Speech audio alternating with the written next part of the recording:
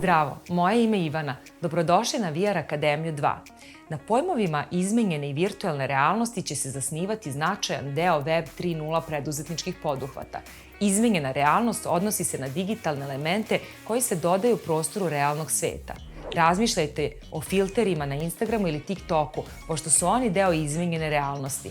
Smatra se da će izmenjena realnost biti deo početnih veza Web 3.0 tehnologije. Iako ovu tehnologiju nije lako razviti, lako ju je napraviti dostupnom javnosti.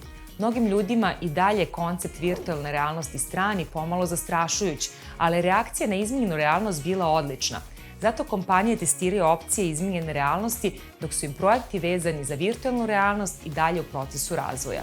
Virtualna realnost je tehnologija koja se koristi za stvaranje simuliranog okruženja. U pitanju je jedna od glavnih karakteristika koja će razdvojiti Web 2.0 od Web 3.0 faze interneta.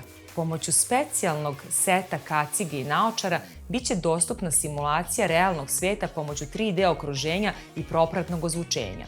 Očekuje se da će u mnogim disciplinama kao što su sport i medicina primenom ovih tehnologija doći do velikih pomaka. O uticaju virtualne realnosti i poslovnim prilikama koje ona stvara već smo govorili u prethodnim epizodama.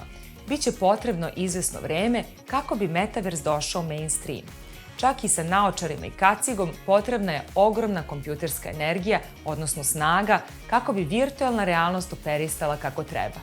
Ipak, snažniji procesori postaju sve dostupniji i cenovno pristupačniji, što znači da se radi na tome da VR bude značajan deo buduće svakodnevice.